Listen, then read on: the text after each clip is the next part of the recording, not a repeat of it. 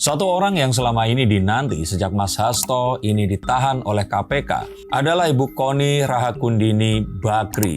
Dan beliau ini menampakkan batang hidungnya di podcast bersama dengan Akbar Faisal. Saya bersemangat sekali menonton karena berharap akan ada spill-spill tipis tentang video atau apapun dokumen yang dibawa ke Rusia itu. Tapi ternyata banyak yang juga kecewa nggak di-spill di situ. Tapi lebih daripada itu, mengapa saya mengatakan bahwa ini adalah sebuah presiden yang buruk dalam demokrasi, dan mengapa saya katakan bahwa mengapa dokumen ini nggak segera dibuka aja? Apa yang dinanti? Apakah barter politik memang terjadi dan dilakukan oleh yang katanya partai yang menjunjung demokrasi di Indonesia ini?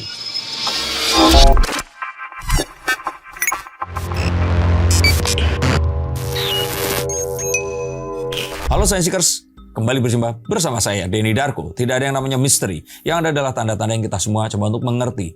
Kita mencoba untuk menyikapi pernyataan terbaru Ibu Kony Rahakundini Bakri dalam wawancaranya bersama dengan Abang Akbar Faisal di dalam kanalnya. Yuk kita akan langsung melihat dari kacamata awam dan membuka logika di dalamnya.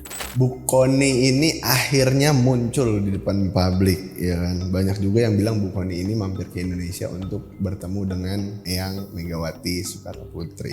Nah, di dalam ulang tahunnya. Iya, ulang tahunnya. Iya, menemui pokoknya agenda ulang tahun. Ya, di dalam podcast ini kurang lebih Bu Kony ini menceritakan kenapa beliau ini selalu dianggap berada di dalam partai, padahal dirinya juga tidak berada di dalam partai dan juga hanya dititipkan mandat oleh Ibu Megawati untuk menjaga dokumen yang hingga sekarang ini belum dibuka. Lantas, publik pun banyak juga yang kontra di komentar video ini adalah mengapa hingga kini dokumen tersebut tidak kunjung dibuka walaupun Bu Kony pun sudah kembali hadir di Indonesia gitu. Menurut Mas Denny Darko, kenapa? Kita jawab dari yang terakhir. Kalau menurut saya benar yang dikatakan oleh Bu Kony bahwa dia hanya dititipi, dia nggak punya hak untuk membuka dan men-spill. Bahkan di sini dijelaskan bahwa video yang kemarin itu muncul, saya juga baru tahu ternyata itu bukan dirilis oleh pihak PDIP atau Mas Hasto, tapi bocor. Dan menurut pengakuan beliau juga, Bu Mega ini sempat menanyai beliau dan Bung Andi Wijayanto, siapa di antara kalian, karena dianggap mereka berdua, dan ternyata nggak ada, dan masih menjadi misteri hingga saat ini. Yang mana itu harus akan menjadi konten sendiri harusnya. Kok bisa ya dokumen rahasia yang dibawa ke Rusia itu bisa bocor. Dan di situ juga dijelaskan bahwa selain mengatakan bahwa itu bukan haknya dia, dan saya setuju itu. Yang kedua adalah saat mengatakan bahwa dokumen itu dibawa ke Rusia, itu not intentionally, nggak secara sengaja. Karena saat itu dia sedang akan pulang ke Rusia. Katanya kalau itu menuju ke Perancis, ya akan dibawa dan ditaruh di Perancis. Kalau dibawa ke tempat lain, ya itu akan dibawa ke sana. Itu menurut pengakuan dia, kalau saya nggak salah di sini. Nah, tapi yang menjadi sorotan dari saya di sini adalah, kalau memang apa yang ada di dalamnya ini adalah konspirasi jahat atau hal-hal yang mungkin akan dianggap melanggar hukum, kenapa nggak dibongkar? Kalau ini menanti sesuatu, bukankah ini jadi transaksional? Sehingga kalau sesuatu yang dinanti ini nggak terjadi, ya berarti itu tidak dibongkar.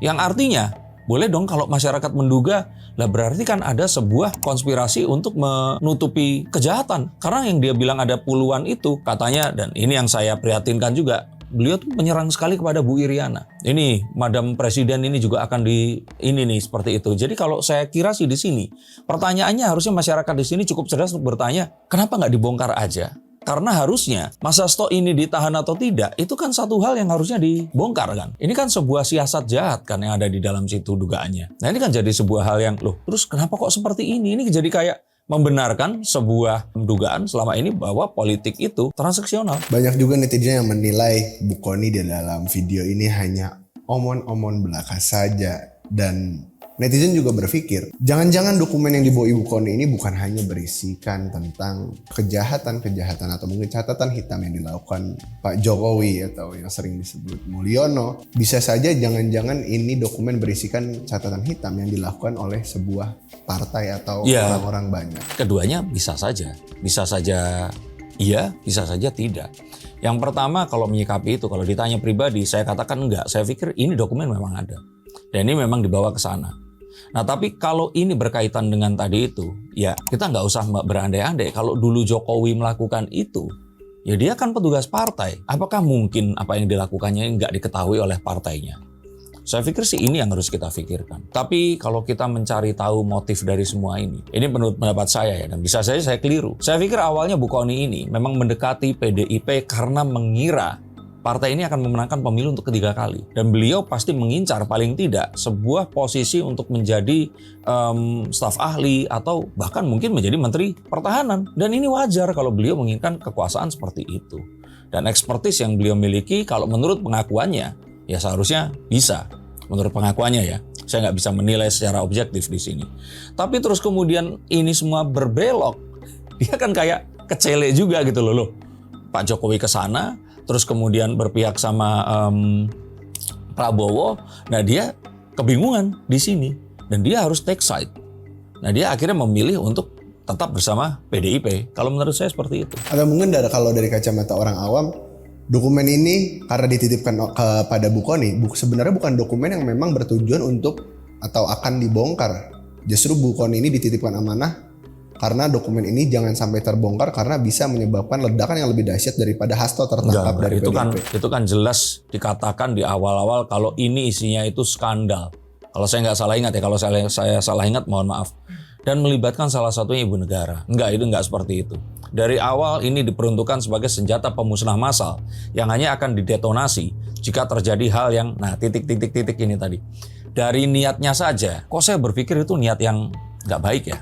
Karena kalau memang ini berisi kejahatan, anggap saja Pak Jokowi deh, ya bongkar aja gitu loh. Artinya kan ikut menutupi, ya kan, sebuah dugaan mufakat jahat atau apapun yang dikatakan dalam ya quote-unquote skandal itu tadi. Banyak juga netizen yang masih mempertanyakan Bu Kony ini masih bebas keluar masuk ke Indonesia padahal sudah sangat ramai ini bahwasanya dia mengaku, bahkan kan dia sendiri mengaku membawa dokumen yang bisa membuktikan kejahatan seseorang yang ada di Indonesia gitu. Menurut Mas Dini Darko seperti apa? Ya untuk seorang Kony Rahakundini ini kan dia memiliki akses kemana-mana. Tapi kalau kita lihat dari status hukumnya kan dia nggak ditersangkakan atau apa. Ya dia masih bebas bepergian karena ya dia masih menjadi warga yang bebas, tidak terkait oleh kasus hukum apapun. Cuman ya semua yang dilakukannya ini, bahkan seorang analis politik pun mengatakan bisa saja dia ini the next tersangka karena dianggap ya ikut serta dalam itu tadi dokumen yang harusnya ini tadi segera diserahkan dan diproses, ini nggak diproses. Oke. Nah, ketakutan alasannya adalah kalau dikasih ke KPK nanti malah terjadi hal ya kalau gitu ya sudah disebar aja ke YouTube agar semua orang tahu. Gitu Bu.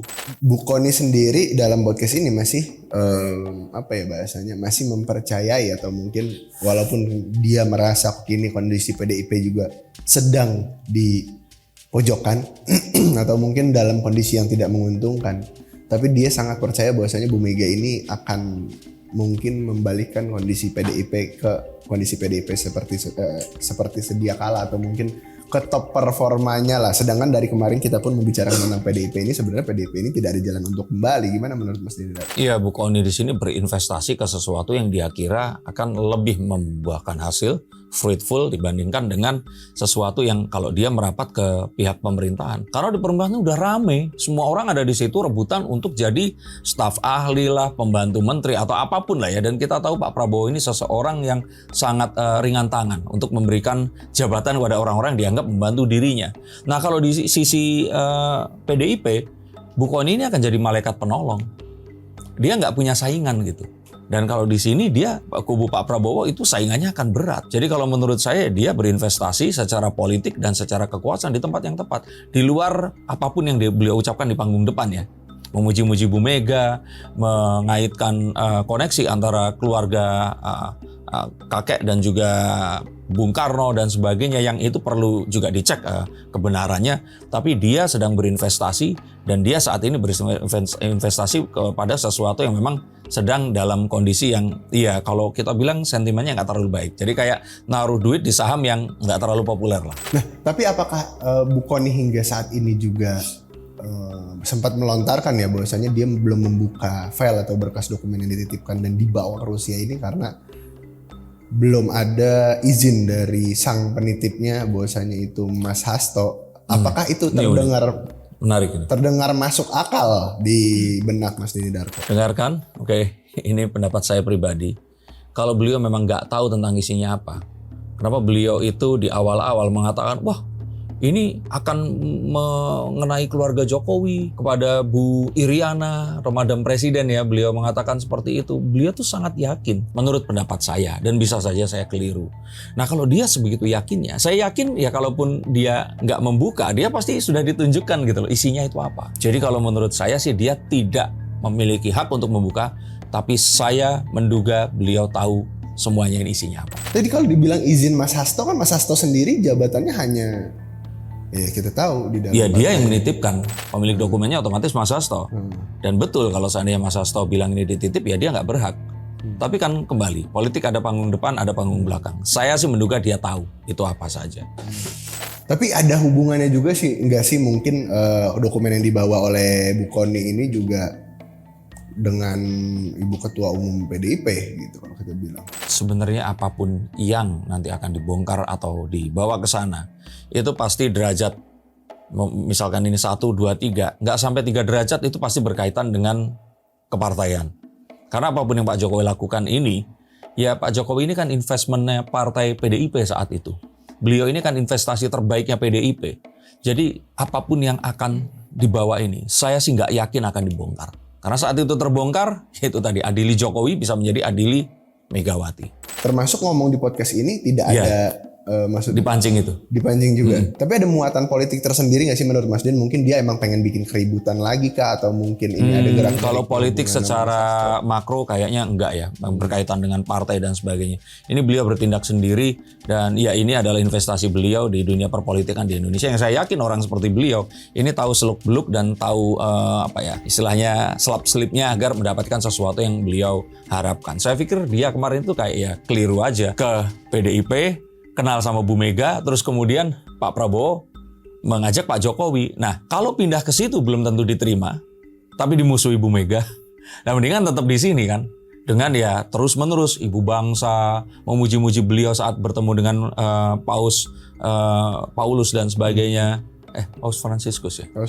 Francis ya betul. Dan menurut Mas Den, apakah pada akhirnya kalau kita bilang ya, kalaupun memang Hasto ini masuk ke persidangan, seperti yang kita kemarin sempat bahas ya, KPK pun minta pra-peradilan ditunda dan diduga sedang mengebut berkas dari Mas Hasto ini. Akankah Bu Kony ini pada akhirnya diizinkan Mas Hasto untuk membuka berkas yang dia bawa ke Rusia ini? Ya itu tadi loh, saya pikir nggak usah dibuka, kayaknya beliau tahu deh. Dugaan saya beliau sudah tahu semuanya. Seperti itu. Ya ini kan pendapat saya ya. Nah, lalu apa yang membuat Bu Kony ini pada akhirnya nggak membocorkan? Ya karena kan nggak boleh oleh Bu Mega dan juga oleh Mas Hasto.